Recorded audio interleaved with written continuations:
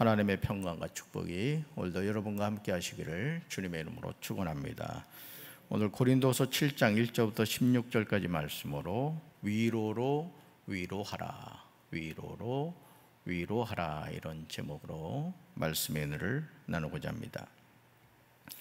우리는 살아계신 하나님의 성전이라는 바울의 고백은 놀랍습니다. 우리는 자신의 존재에 대해서 그렇게 긍정적으로 생각하지 않을 때가 많죠. 적지 않은 사람들이 낮은 자존감으로 고통을 당하고 있습니다. 지금 여러분은 자신에 관하여 어떻게 생각하십니까? 그러나 우리가 하나님의 성전이라는 바울의 고백을 통해서 우리가 낮은 자존감으로 고통당할 이유가 없음을 깨닫게 되죠. 내가 너희를 영접하여 너희에게 아버지가 되고 너희는 내게 자녀가 되리라. 어제 우리가 살펴봤던 고린도후서 6장 17절 하반절과 18절 상반절에서 바울이 우리에게 주시는 이 말씀을 우리가 굳게 붙잡아야 할 줄로 믿습니다. 제가 여러 번 말씀을 드렸지만 성경은 원래 장절이 없다고 했죠. 고린도후서도 바울이 고린도 교회에 보낸 편지입니다. 그러니까 고린도 전서가 있었고 그 사이에 눈물로 보낸 편지가 있었고 그리고 오늘 우리가 살펴보는 고린도 후서가 있었던 것이죠. 하나님과 이런 관계를 맺고 살아가는 사람은 인생을 막 살지 않습니다. 매일 매 순간 감사하며 살아가게 되죠. 항상 기뻐하며 살아갑니다. 왜냐하면 하나님이 항상 나와 함께 하시기 때문입니다. 오늘도 임마누엘의 하나님의 은혜가 여러분과 함께 하시길 주님의 이름으로 축원합니다. 첫 번째로 1절을 보시면 우리는 육과 영의 온갖 더러운 것에서 자신을 깨끗하게 하면서 살아야 합니다. 바울은 1절에서 살아계신 하나님의 성전인 우리가 어떻게 살아야 하는가에 대해서 말하고 있죠. 자, 1절 같이 읽습니다. 그런즉 사랑하는 자들아, 이 약속을 가진 우리는 하나님을 두려워하는 가운데서 거룩함을 온전히 이루어 육과 영의 온갖 더러운 것에서 자신을 깨끗하게 하자. 아멘. 1절을 주목해서 보시면 바울은 이 약속을 가진 우리라는 표현을 하고 있습니다. 이 약속을 가진 우리. 그렇다면 이 약속은 무엇일까요? 이 약속은 고린도후서 6장 16절, 17절, 18절에 나오는 말씀입니다. 이 약속을 가진 사람들은 두 가지를 주의해야 됩니다. 첫째, 하나님을 두려워하는 가운데 거룩함을 온전히 이루어야 합니다. 둘째, 육과 영의 온갖 더러운 것에서 자신을 깨끗하게 해야 합니다. 하나님을 가까이 함에 있어서 하나님의 자녀인 우리는 하나님을 두려워하는 마음을 가져야 됩니다. 아멘. 물론 이 두려움은 단순히 두려움을 의미하지 않습니다. 그냥 무서워가지고 부들부들 떠는 그런 두려움만을 의미하지 않는다는 거죠. 경외한다는 뜻이에요. 경외. 즉 공경하면서 두려워한다는 거죠. 하나님 그분을 쉽게 말하면 사랑하면서도 그 하나님 앞에서는 몸가짐을 바로 하고 마음과 생각을 깨끗하게 한다, 이렇게 보시면 됩니다. 또한 하나님의 성전인 우리는 거룩함을 온전히 이루어야 합니다. 왜냐하면 하나님이 거룩하시듯 하나님의 자녀인 우리도 거룩해야 됩니다. 이런 거룩함을 위해서 육과 영의 온갖 더러운 것에서 자신을 깨끗하게 해야 한다는 거죠.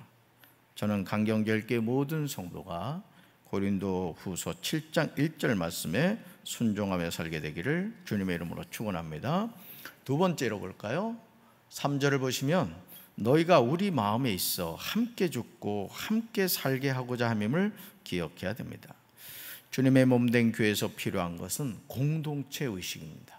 공동체 의식. 이 공동체 의식이 없는 교회는 4분 5일이 되고 맙니다. 바울은 고린도후서 7장 2절, 3절, 4절에서 주님의 몸인 교회 안에서 우리가 하나 되는 것이 얼마나 중요한지를 말하고 있어요. 주님의 몸인 교회 안에서 우리가 하나 되는 것. 2절에서 바울은 다음과 같이 이야기하죠. 같이 읽습니다. 마음으로 우리를 영접하라. 우리는 아무에게도 불의를 행하지 않고 아무에게도 해롭게 하지 않고 아무에게도 속여 빼앗은 일이 없노라. 아멘. 바울은 자신이 사역하면서 어떻게 행동했는지를 세 가지로 고백하고 있는 것을 보게 됩니다. 첫째, 아무에게도 불의를 행하지 않았습니다. 두 번째, 아무에게도 해롭게 하지 않았습니다. 세 번째로, 아무에게서도 속여 빼앗은 일이 없었습니다. 그러므로 마음으로 우리를 영접하라 이렇게 말하죠. 그렇다면 바울이 고린도 교회 성도들에게 이렇게 행동한 이유는 무엇일까요? 3절을 보시면 그 이유가 나오죠. 같이 읽습니다. 내가 이 말을 하는 것은 너희를 정죄하려고 하는 것이 아니라 내가 이전에 말하였거니와 너희가 우리 마음에 있어 함께 죽고 함께 살게 하고자 함이라. 아멘. 저는 바울의 이 고백에 감동하였습니다. 너희가 우리 마음에 있어, 너희가 우리 마음에 있어 함께 죽고 함께 살게 하고자 함이라. 새 번역으로 이 내용을 보시면 다음과 같이 번역하고 있습니다. 같이 읽습니다. 여러분은 우리 마음속에 자림잡고 있어서 죽어도 같이 죽고 살아도 같이 살 것입니다. 아멘. 기억하시기 바라요. 저와 여러분은 강경질기의 소중한 한 지체입니다. 우리는 죽어도 같이 살고 살아도 같이 산다는 거죠. 이런 자세를 가지고 살아가는 사람들은 4절의 고백을 하게 됩니다. 4절 같이 읽습니다. 나는 너희를 향하여 담대한 것도 많고 너희를 위하여 자랑하는 것도 많으니 내가 우리의 모든 환난 가운데서도 위로가 가득하고 기쁨이 넘치는 도다. 아멘. 우리는 죽어도 같이 죽고 살아도 같이 사는 그리스도의 공동체임을 믿으시기 바랍니다. 세 번째로 6절 보시면 낙심한 자들을 위로하시는 하나님이 동역자를 보내심으로 우리를 위로하십니다. 주님의 일을 한다는 것은 우리 힘으로 할 수 있지 않아요. 하나님의 일을 하면서 가장 어리석은 것은 자신의 힘과 능력으로 감당하려고 하는 것이죠. 제가 여러분들에게 계속해서 얘기하는 게 있습니다. 교회 오면 교회를 살펴라. 예? 살펴라. 지금도 보니까 앞에 에어컨이 고장난 것 같아요. 그러니까 여러분들이 계속 교회의 상황을 살피셔야 됩니다. 왜요? 우리가 주님의 한 공동체이기 때문에 그렇습니다. 아멘이십니까? 그러니까 여러분들이 항상 이 마음을 갖지 않으면은 평생을 교회를 다녀도 그냥 구경꾼이 되는 거예요. 그냥 주인의식 없이 그냥 교회를 와도 뭐 교회가 뭐가 지금 필요한지 또 뭘 해야 되는지 생각 없이 그냥 늘 그냥 여러분 제주도를 예를 들어 가면은 그냥 갔다 오시잖아요. 그렇죠? 왜 그렇죠? 그냥 잠깐 갔다 오는 장소라고 생각하기 때문에 그래요. 여러분 주님의 몸인 교회는 어떻습니까? 여러분이요 이곳에서 신앙생활 하다가 다른 데로 이사가 지지 않는 이상은 이 교회에서 장례를 하게 될 거예요. 자, 여기가 어디입니까? 하나님의 성전이죠. 내 육신이 이 땅을 살면서 하나님을 예배하는 장소고 우리가 그리스도 안에서 한 가족이 되어서 하나님 그분을 가까이 섬기는 만민이 기도하는 집이잖아요. 할렐루야. 항상 여러분의 마음속에 그런 마음을 가지셔야 된다는 거죠. 그래서 저는 새벽마다 이렇게 기도합니다. 아버지 하나님, 저는 부족합니다. 제가 강경제일교회 담임 목사로서 사명을 감당할 수 있는 힘과 능력을 주세요. 여러분 뭐 담임 목사만 그렇겠습니까? 우리 장로님들도 마찬가지죠. 뭐 전도사님들도 말할 거면 권사님, 집사님, 우리 모든 성도님들이 그렇습니다. 하나님 주신 힘과 능력을 받아 주님의 사명을 감당해야 될 줄로 믿습니다. 담임 목사로서 감당해야 할 사역들이 몰려올 때 이 기도를 하면 하나님은 저에게 감당할 힘과 능력을 주심을 경험하게 되죠. 바울은 5절에서 자신의 솔직한 심정을 이렇게 고백합니다. 같이 읽습니다. 우리가 마게도냐에 이르렀을 때에도 우리 육체가 편하지 못하였고 사방으로 환난을 당하여 밖으로는 다툼이요 안으로는 두려움이었노라. 아멘. 정말 놀랍지 않습니까? 바울이 어떤 사람입니까? 그는 3층 천을 다녀온 영적인 거인이었습니다. 그럼에도 바울과 그 일행이 마게도냐에 이르렀을 때 3중고를 겪어야 했다는 거예요. 3중고를. 첫째, 우리의 육체는 조금도 쉬지 못했다. 여러분, 우리가 육신의 장막을 벗는 그 순간까지 등 따시고 배부르지 않는다는 거예요. 내가 하나님의 자녀로 산다고 해서 그냥 여러분 내 영혼 평안해. 여러분 내 영혼이 평안한 거예요. 그러나 우리 육체는 어떻게 보면 하나님을 섬기며 산다는 게 쉽지 않아요. 여러분 오늘 이 새벽 나오는 거 어떻게 괜찮으셨어요? 야호 하면서 오셨습니까? 새벽 기도 이게 누가 만들어가지고 그런 생각 안 드셨어요? 목사들도요 새벽 기도 없으면 할만합니다. 사실은 보세요. 첫째, 우리의 육체는 조금도 쉬지 못하였다. 둘째, 우리는 여러 가지로 환난을 겪었다는 거죠. 여러분 왜 환난을 겪을까요? 분명히 구원받은 하나님의 자녀예요. 그렇죠? 여러분 육신의 장막 벗고 천국 가는 거 믿으시죠? 그런데 왜 우리가 여러 가지 환난을 겪을까? 주님이 말씀하셨거든요. 너희가 세상에서 환난을 당하나 담대하라 내가 세상을 이겨노라. 그러니까 하나님의 자녀로 산다 할지라도 우리 인생에 뭐가 있다? 환난이 있다는 거예요. 자, 환난을 통해 우리가 하나님은 뭘 우리에게 의도하실까요? 이 땅은 잠시 머무는 거야. 이걸 알려주시는 거예요. 그러니까 여러분 하나님께서 왜 애굽에 있는 이스라엘 백성들이 노동으로 말미암아 고통스럽게 했을까요? 언약을 생각하게 하신 거예요. 아브라함을 통해 세우신 그 언약을 까마득히 잊어버렸거든요. 430년 동안 여러분 노예 생활 해보세요. 우리나라가 일제 36년 여러분 식민지 생활 했는데도 우리나라 말에 말이죠. 그죠? 벤또 또 뭐요? 스맥끼리 아주 일본 말이 한두 가지가 아니에요. 36년인데 400년 넘게 노예 생활했으니 여러분 이미 습성이 노예가 된 거예요. 노예가. 그러니까 어떻게 했어요? 막 고통스럽게 한 거예요. 그리고 뭘 생각하게 한 거예요? 야, 이 도저히 못 살겠다. 그 어디로 간 거예요? 광야로 하나님이 내모르셨던 거죠. 셋째로요, 밖으로는 싸움이 있었고 안으로는 두려움이 있었습니다. 이런 상황에서 하나님은 놀라운 위로를 주시죠. 6절에 그 내용이 나와요. 6절 같이 읽습니다. 그러나 낙심한 자들을 위로하시는 하나님이 디도가 오므로 우리를 위로하셨으니. 아멘. 지금 바울의 고백이 여러분 들리십니까? 낙심한 자들을 위로하시는 하나님. 저는 강경절께 모든 성도가 하나님의 동역자들이 되시길 주님의 이름으로 축원합니다. 그리고 담임 목사의 동역자들이 되어 주셔야 돼요. 그럼요. 담임 목사 세워놓고 그냥 당신 알아서 하시오 이러면 안 된다. 담임 목사와 같이 도와서 이 교회를 아름답게 세워가고 가꾸어가고 성도들이 불편한 게 뭐가 없나 늘 살피셔야 돼. 이게 우리 장로님들이 특별히 하셔야 될 일입니다. 네. 아멘. 권사님들도 마찬가지예요. 권사님들도 직분만 받고는 맨날 그냥 그러면 안 돼요. 왜 나에게 하나님 직분 주셨는가? 그 직분을 감당해야 되죠.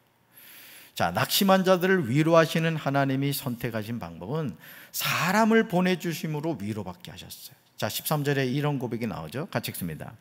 이로 말미암아 우리가 위로를 받았고 우리가 받은 위로 위에 디도의 기쁨으로 우리가 더욱 많이 기뻐함은 그의 마음이 너희 무리로 말미암아 안심함을 얻었습니다. 아멘. 한 사람의 힘이 미약한 것 같지만 한 사람의 힘이 한 나라를 대신할 수 있습니다. 저는 저와 여러분이 누군가에게 위로를 주고 기쁨을 주는 사람이 되기를 주님의 이름으로 축원합니다. 디도의 마음이 고린도 교회 성도들을 통해서 안심함을 얻었듯이 여러분 또한 그런 성도가 되길 주님의 이름으로 축원합니다. 교회에 어떤 문제가 있을 때 그 문제를 끌어안는 성도가 돼야 돼요. 담임 목사님 다 알아서 책임지기. 목사님이 그랬잖아. 이러면 안 된다고. 그거를 여러분이 끌어안았어. 담임 목사님이 얼마나 힘드실까. 또 우리 전도사님들이 사역할 때 어떤 문제가 있을 때 그걸 자기가 끌어안을 수 있어야 되는 거예요. 근데 어떤 교회는 문제가 생기면은 그냥 담임 목사 탓이래요, 그냥. 그러니까 자식들이 그러잖아요. 왜 나와가지고 내가 고생시키냐고. 그런 자녀는 호적에서 파버려야 돼, 그냥 파버려야 돼. 7절 보시면요, 디도의 옴이 어떤 결과를 주었는지 나와요. 한 사람이 이렇게 중요한 거예요. 같이 읽습니다.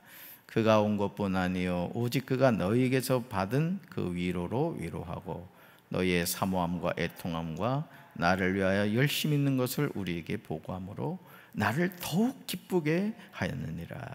아멘. 디도를 통하여 바울이 알게 된 것이 무엇이죠? 그것은 고린도 교회 성도들의 사모함과 애통함과 열심히 있는 것이었어요. 이것이 바울을 기쁘게 한 거죠. 여러분, 사실 이 고린도 교회가 은사와 능력이 많이 나타났지만은 아주 바람잘 날이 없는 교회였어요. 그래서 고린도 전후서를 읽어보면 교회에서 일어날 수 있는 모든 문제가 여기 아주 종합 패키지예요. 종합 패키지. 그런데 보세요. 그런 문제 많은 교회를 다녀온 디도가 바울을 어떻게 했다? 기쁘게 했다는 거예요. 자, 디도가 뭘 본 거예요? 문제 많은 고린도 교회 안에서 사모함과 애통함과 열심을 본 거예요. 그러니까 여러분, 사람이요, 똑같은 것을 보더라도 이 긍정적인 걸 보는 사람이 있는가 하면요, 부정적인 걸 보는 사람이 있어요. 물론 그것도 은사일 수 있겠습니다만은, 이왕이면 여러분 바라보실 때 믿음의 눈으로 긍정적인 것을 바라보고 긍정의 말을 할 수 있게 되길 주님의 이름으로 축원합니다.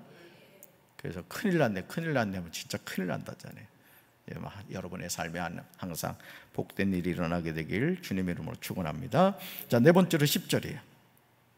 하나님의 뜻대로 하는 근심은 후회할 것이 없는 구원에 이르는 사랑입니다. 바울은 8절에서 말하죠. 같이 읽습니다.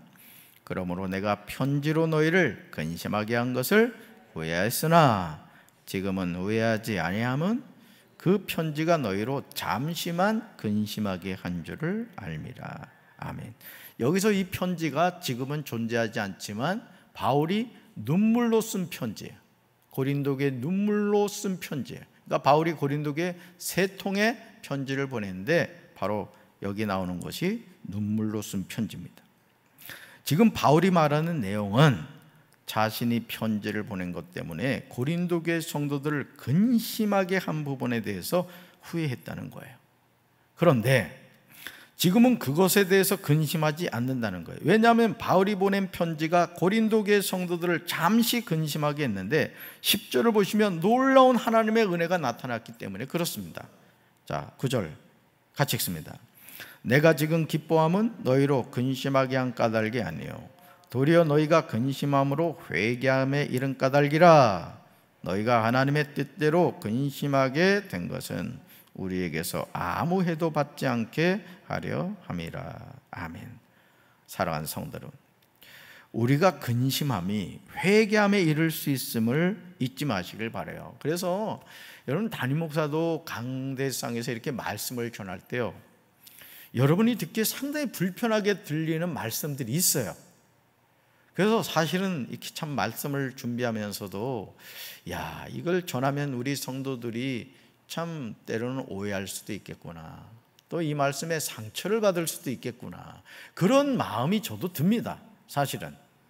그런데 그렇다고 해서 여러분, 의사가 진단을 했는데 암이 걸린 거야. 근데 이 말을 듣는 환자가 충격받을까 봐 괜찮아요, 가서 약 드시면 돼요 하고 그 사실을 알려주지 않고, 여러분 예를 들어서 군대에서 그냥 그 시커먼 약이면 만병통치약이잖아요, 그죠? 약 하나 주고 보냈단 말이에요.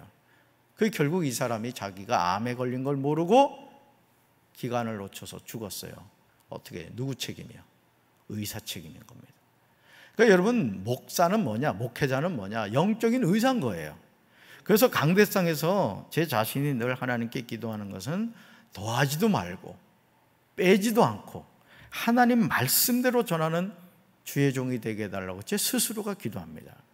그래서 여러분들이 혹여나 강대상에서 담임 목사가 또 우리 전사님들이 말씀을 전할 때 너무 불편하게 들리는 말씀들이 있을 수 있어요.